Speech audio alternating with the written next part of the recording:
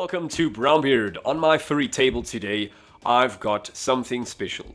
New performance running shoes. I've had these for almost a week and I've not worn them because I've been waiting to make this video. I'm pretty excited. These are my first performance shoes and they're called performance shoes because they help you perform. Now, I've been in the running game for probably about a year, and to the best of my knowledge, a shoe was a shoe. Up until more research, it came evident that there's shoes that are banned from certain races, certain marathons, which was quite interesting. I then went online and started looking for running shoes, and I found a brand that I could purchase in my, what I can afford or what I'm willing to pay for. And the first pair was Skechers Razor 4. I got them over here.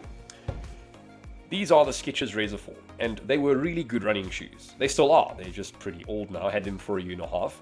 I then invested into another pair of Skechers, which is the Skechers Go Run 11. And they are really comfortable. Soft insole, padding on the outside. I really like these shoes. More for everyday running. I won't say great for sprinting, but everyday running, awesome. Now, if you go online and you go look at performance running shoes, or you go look at Adidas or Nike or Asics and all these major brands, you are going to spend a lot of money. You're looking at around 3 million dong a nut. That's around $150 around there starting for a performance shoe. I'm not talking about a normal shoe. You see, performance shoes are equipped with a carbon plate on the inside. Let's have a look at a performance shoe, for example.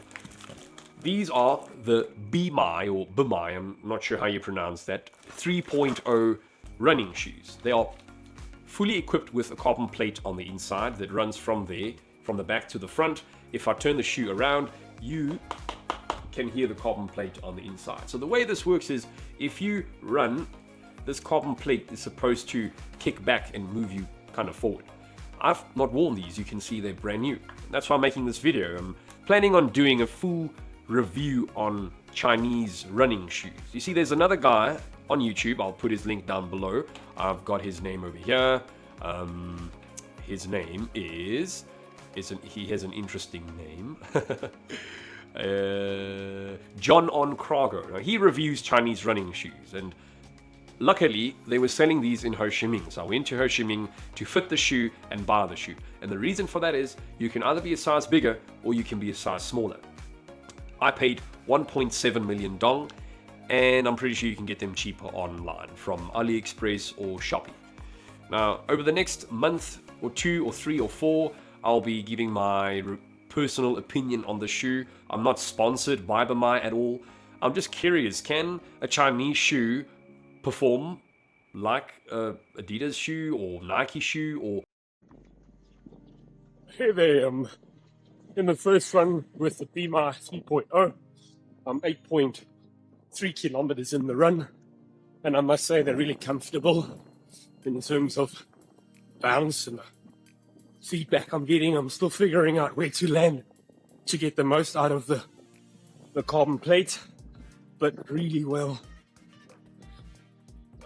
performance. I'm a bit out of air. I'm gonna see if I can boost this up in the speed and see if I can hit a 4 minutes per kilometer. Coming up for a sprint. There we go. Feeling.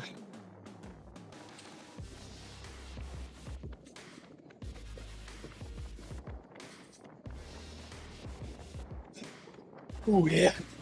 Man.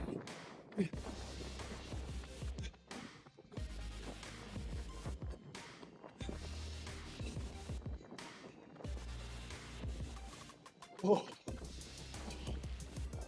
Nice. Really lekker. Very nice.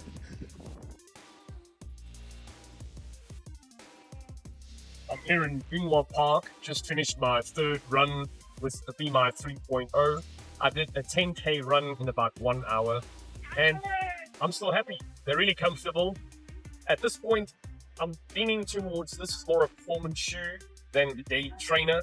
And the reason I say that is these really only start working when you're putting your foot down to the floor. I mean, you're really going at around 5 minutes and under per kilometer.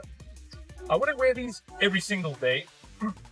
Excuse me. These are more a performance shoe for maybe a 5K run or a 10K run on competition day. And maybe you can wear these now and then in training, but this is still a really good shoe for the price. I'm going to take a close-up video on the foam, and you can see how it performs. Yeah, let's get to it.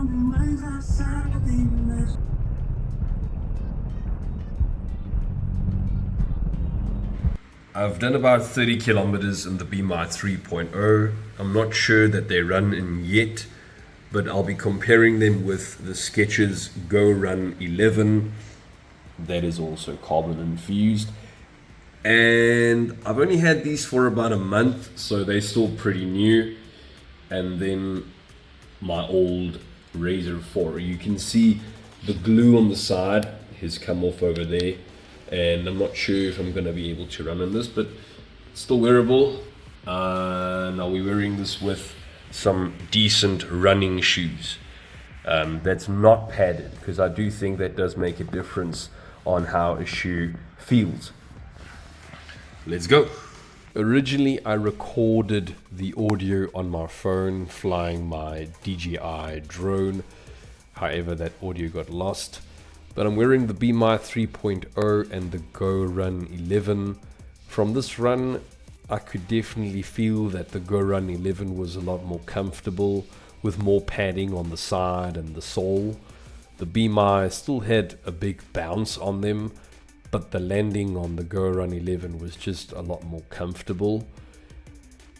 When I switched over to the Razor 4 from Skechers, I could feel that they were run out. I have done quite a few sprints in these, and I think from those sprints they took a beating. Also, considering that the glue is loose on the side, that probably affected the experience as well. I still wear them, but not for running, just for casual day-to-day.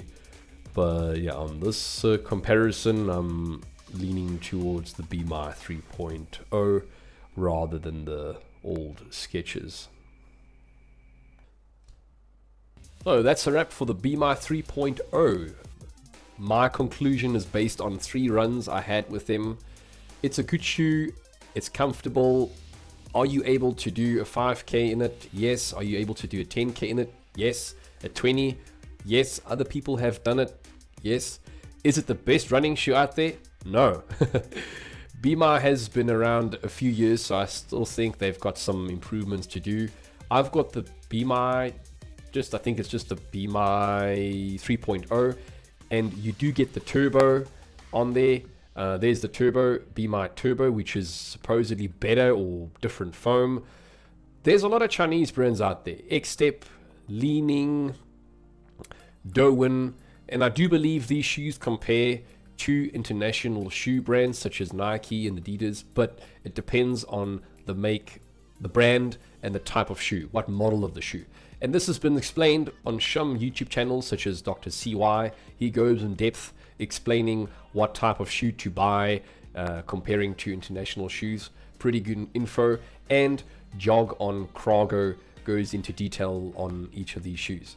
But it's been a great experience reviewing a shoe. This was my first shoe review doing something like this, and yeah, I really like my Skechers Go Run Ride 11. They are really comfortable, and the reason I bought them is no one spoke on YouTube about them. I went to Run Repeat and I saw that they were highly rated and they were cheap in Vietnam. So if you're looking for a running shoe that's comfortable, easy for daily runs, this is a great shoe. In the end of the day, it's all about preference. What's good for someone else might not be good for you. You have to take personal opinion in consideration. Anyways, it's a wrap. Till next time. Cheers.